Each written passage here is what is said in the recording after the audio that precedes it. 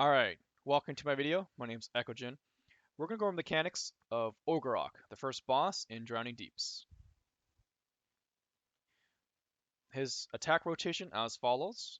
So he does a 180 frontal swipe. This can be blocked.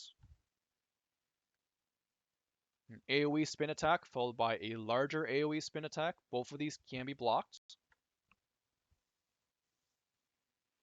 A linear attack. This is unblockable. Now, if the melee tank goes out of melee range, or if a ranged person picks up threat, because this boss has to be tanked within melee range, he's going to pretty much cast a 3-hit lightning attack on that person that has threat, if they are not within melee range.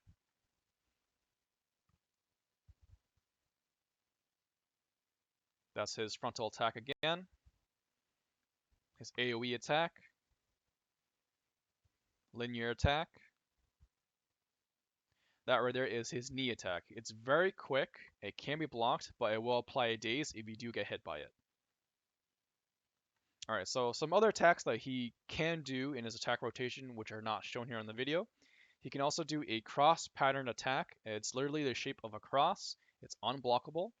And he can also do a single target uppercut attack that can be blocked. Now, all of his attacks can inflict a thunder debuff if you're hit by them. So the thunder debuff, it's that icon right there to the left where it says 48 seconds.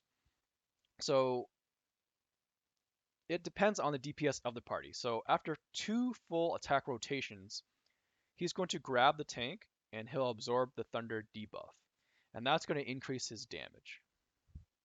Now, his phase mechanics happen at 70 and 30% on normal mode.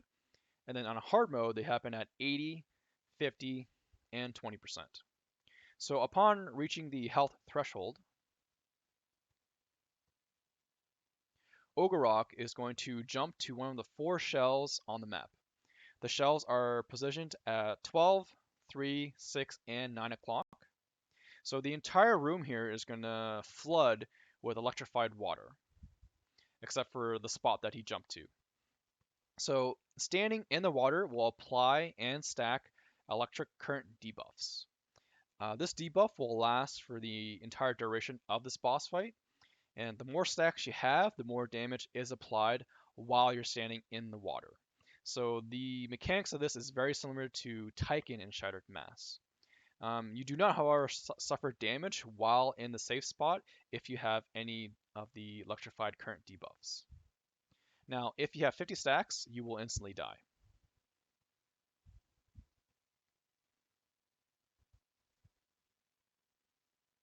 Okay, so he's going to do a 2-hit AoE attack,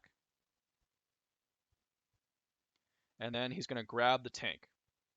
After grabbing the tank, the CC bar will open up. He must be CC'd.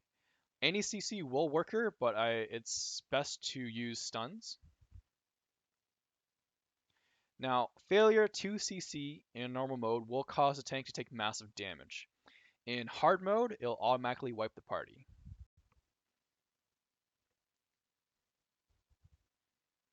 Alright, so afterwards, he's going to jump to the next shell.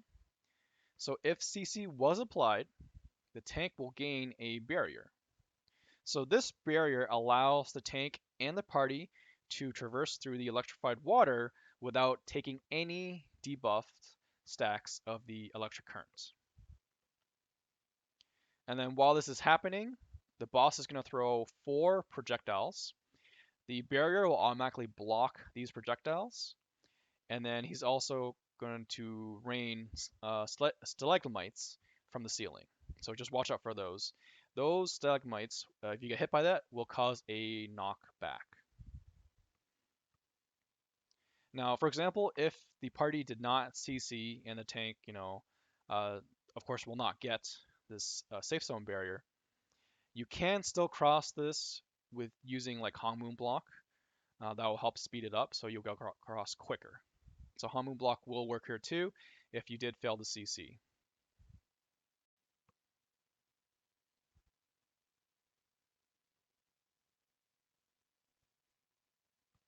So same thing here, he's going to do his 2-hit AoE again.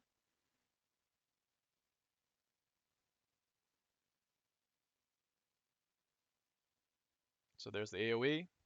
He's going to grab the tank again.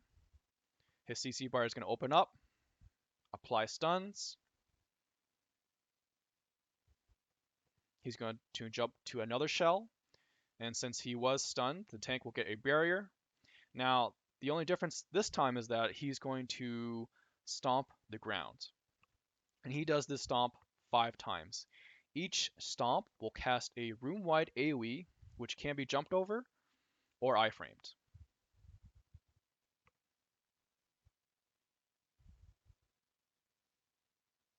And now he's going to end this phase with a final attack. He's going to cast a room-wide AoE. His CC bar will open up, and this is when you need to CC him to stop the AoE.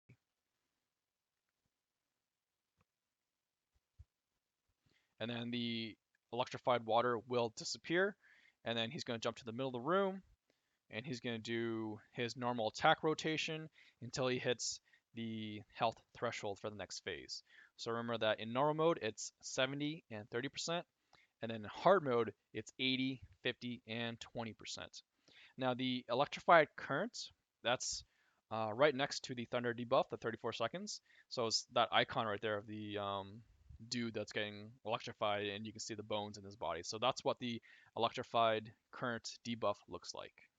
So if you get 50 stacks of that, you automatically die. So since he hit 30%, he's automatically going to go to the phase again. So he's going to jump to any one of the 4 shells in the room. So remember that these shells are at 12, 3, 6, and 9. Remember that you need to get to that spot so you don't get the electric current debuff. He's going to do an AoE spin. He's going to grab the tank, so you need to CC him.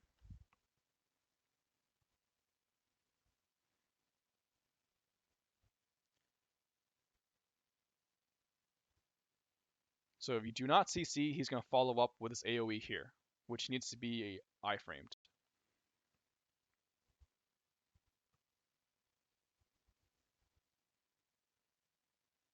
So his mechanics for every phase is exactly the same. So just rewatch that 70% phase. It's exactly the same for the 30% phase. No difference otherwise.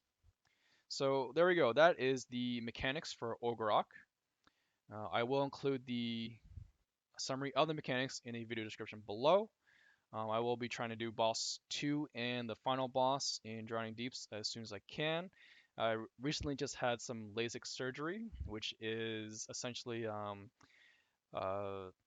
corrective vision surgery for my eyes. I had it about a week ago, so I haven't been able to sit down and stare at my computer screen for very long without straining my eyes.